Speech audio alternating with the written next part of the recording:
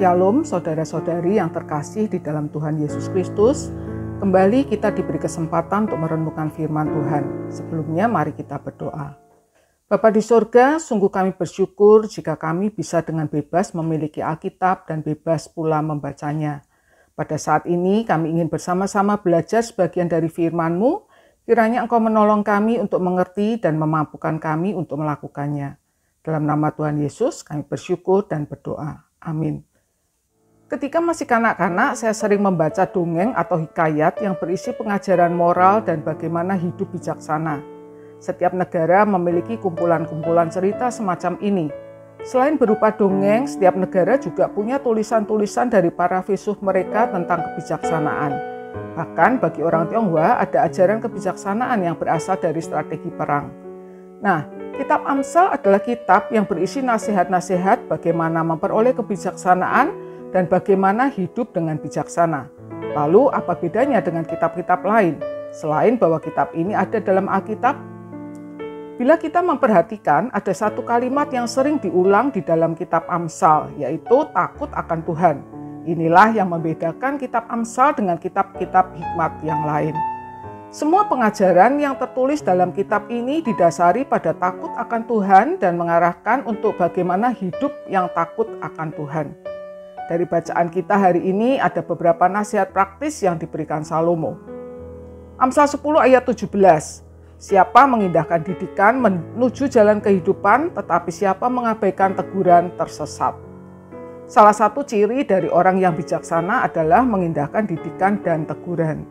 Orang bijaksana tidak pernah merasa sudah terlalu bijaksana sehingga tidak perlu lagi belajar. Dan tidak pernah menganggap dirinya selalu benar sehingga benci pada teguran. Tentunya bukan sembarang didikan dan teguran, tetapi yang sesuai dengan kriteria hikmat dalam kitab Amsal, yaitu yang berlandaskan takut akan Tuhan.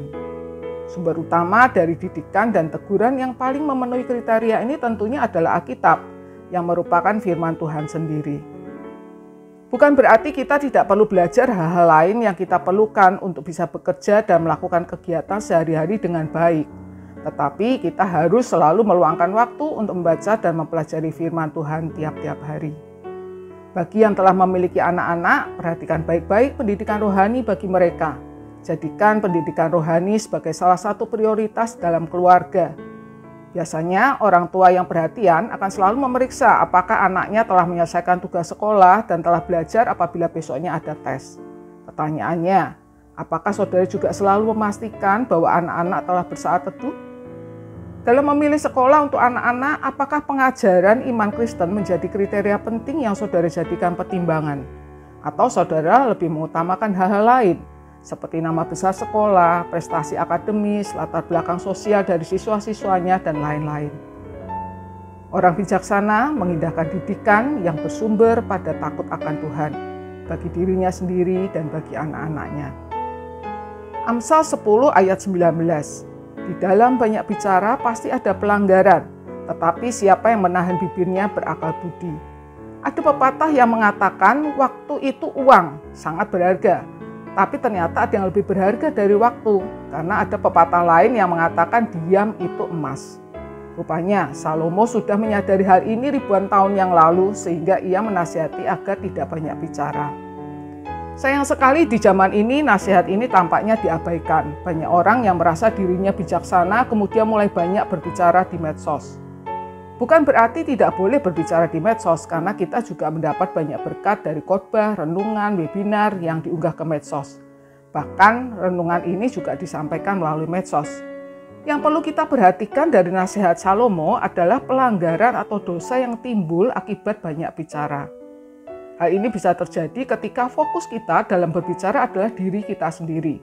Kita ingin dianggap hebat, bijaksana, sehingga kita bisa tergelincir mengeluarkan pernyataan yang bertentangan dengan kebenaran firman Tuhan. Karena itu, arahkan fokus kita pada Tuhan dan kemuliaannya setiap kali kita berbicara. Amsal 10 ayat 22. Berkat Tuhanlah yang menjadikan kaya, susah payah tidak akan menambahinya. Ayat 27. Takut akan Tuhan memperpanjang umur, tetapi tahun-tahun orang fasik diperpendek. Ayat 29, jalan Tuhan adalah pelindungan bagi orang yang tulus, tetapi kebinasaan bagi orang yang berbuat jahat.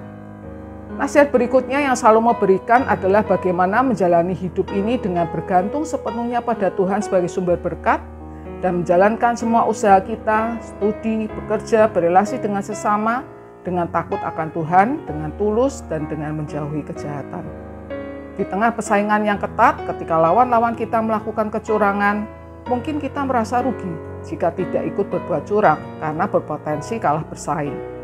Ketika godaan tersebut muncul, ingatlah nasihat Salomo, berkat Tuhanlah yang menjadikan kaya. Kiranya beberapa nasihat praktis dari Salomo ini menolong kita untuk menjalani hidup yang bijaksana, yang dilandasi oleh takut akan Tuhan. Mari kita berdoa. Bapa di sorga, kami bersyukur atas pengajaran yang Kau berikan pada kami melalui nasihat-nasihat Salomo di dalam kitab Amsal yang baru saja kami renungkan bersama. Kiranya Engkau memberi kami hati yang senantiasa takut akan Engkau dan mampukan kami untuk mewariskannya juga pada generasi penerus kami. Dan selanjutnya berdasarkan takut akan Engkau, mampukan kami untuk berpikir, berbicara, bersikap, dan bertindak secara bijaksana dalam hidup kami sehari-hari. Agar hidup kami berkenan kepadamu, Engkau berkati dan menjadi berkat bagi sesama kami. Dalam nama Tuhan Yesus Kristus yang adalah jalan dan kebenaran dan hidup, kami berdoa dan bersyukur. Amin.